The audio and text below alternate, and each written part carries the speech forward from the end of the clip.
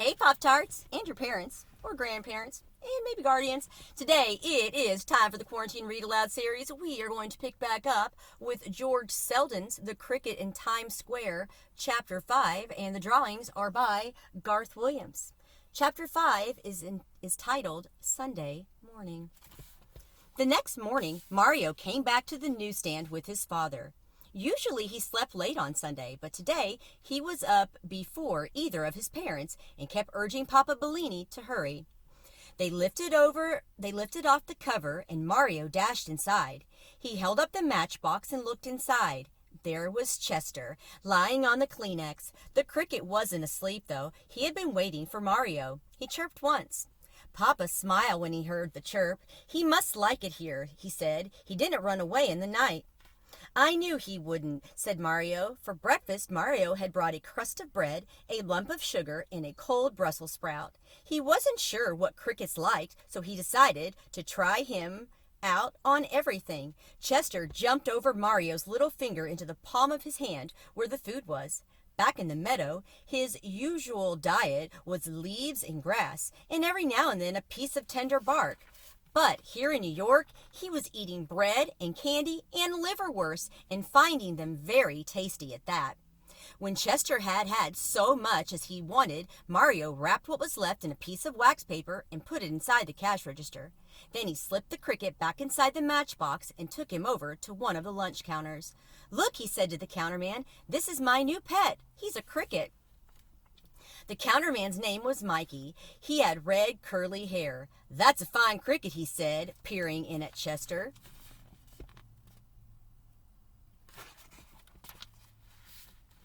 May he have a glass of water, please?" asked Mario. Mickey said sure, and he gave him the glass. Mario held Chester up by the hind legs and lowered him carefully until his head was just above the water. Chester dunked his head in and had a big drink. Then he pulled it out, took a breath, and went in for another. "Why don't you let him stand on the rim?" said Mickey. He was very interested in watching Chester, since he had never seen a cricket drinking from a glass before. Mario set his pet on the edge of the glass and gently drew his hand away. Chester bent down to try to reach the water, but the glass was too slippery. He toppled in. Mario hauled him out and dried him off with a paper napkin, but Chester didn't mind the dunking. He had fallen in the brook a couple times back in Connecticut, and he knew it would take him a while to get used to city life, like drinking out of glasses. "How would the cricket like a soda?" asked Mickey. "Very much, I think," said Mario. "What flavor?" Mickey asked. Mario thought a minute. Strawberry, I guess," he answered. That happened to be his own favorite flavor. Mickey took a tablespoon and put a drop of strawberry syrup into it. Then he added a drop of cream and a squirt of soda water and a dip of ice cream about as big as your fingernail. That is how you make a cricket strawberry soda. He also made one for Mario, a little larger than Chester's, but not too big because it was free. When the sodas were gone, Mickey took a paper cup and wrote "Cricket" on it. "This is his own cup," he said to Mario. "You can come over and get fresh water any time." "Thanks, Mickey, said Mario. He put Chester back in the matchbox. "I've got to go to get him a house now." "Bring him back soon," Mickey called after them. "I'll make him a sundae, too." At the newsstand, Papa Bellini was talking to Mr. Smedley. Mr. Smedley was the best customer the Bellinis had. He was a music teacher who came to buy Musical America at 10:30 in the morning on the last Sunday of every month. On his way home from church, no matter what the weather was like, he always carried a long, neatly rolled umbrella. As usual, Papa and Mr. Smedley had been talking about opera. More than anything else, the Bellini family liked Italian opera. Every Saturday during the winter, when the opera was broadcast, they would sit clustered around the radio in the newsstand, straining to hear the music above the din of the subway station. "Good morning, Mr. Smedley," said Mario. "Guess what I have?"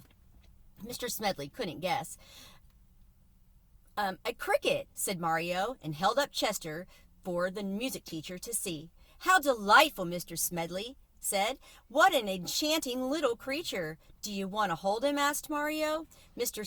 Smedley shrank back. "Oh, I don't think so," he said. "I was stung by a bee when I was 8 years old, and since then I've been a little timid about insects." "He won't sting you," said Mario. He tipped the matchbox up, and Chester fell out into Mr. Smedley's hand. It made the music teacher shiver to feel him. "I heard him chirping last night," said Mario. "Do you think he'd chirp for me?" asked Mr. Smedley. "Maybe," said Mario. He put Chester on the counter and said, "Chirp, please." Then, so Chester couldn't misunderstand, he made a chirping noise himself. It didn't sound much like a cricket, but Chester got the idea. He uncrossed his wings and made a real chirp. Papa and Mr. Smedley exclaimed with delight. "That was a perfect middle C," said Mr. Smedley. He raised his hand like an orchestra conductor, and then he lowered it. Chester chirped on the downbeat. "Do you want to give him music lessons, Mr. Smedley?" asked Mario. "What could I teach him, Mr. Smedley? He's already been taught by the greatest teacher of all, Mario, Nature herself. She gave him his wings to rub together and the insect to make such lovely sounds. I could add nothing to the genius of this little black Orpheus." "Who is Orpheus, Mr. Smedley?" asked Mario. "Orpheus was the greatest musician who ever lived," said the music teacher. "Long, long ago, he played on a harp, and he played it so beautifully that not only human beings, but animals and even the rocks and trees and waterfalls stopped their work to listen to him. The lion left off chasing the deer, the rivers paused in their courses, and the wind held its breath. The whole world was silent." Mario didn't know what to say. He liked that picture of everyone keeping quiet to listen. "That must have been awfully good playing," he said finally. Mr. Smedley smiled. "It was," he said. "Perhaps someday your cricket will play as well.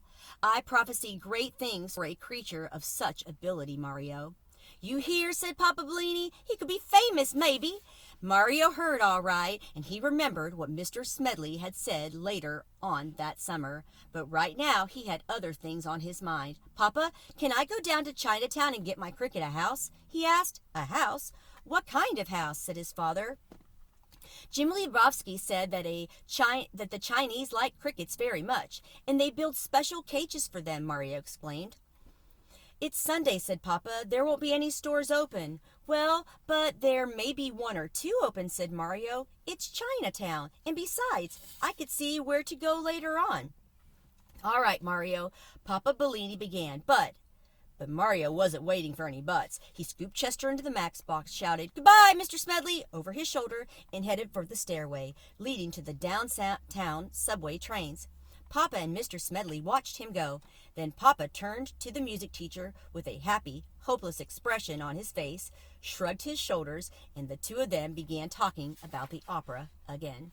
And that concludes Chapter 5. We'll see you next time for Chapter 6, which is Sai Fong. Have a great day. Bye.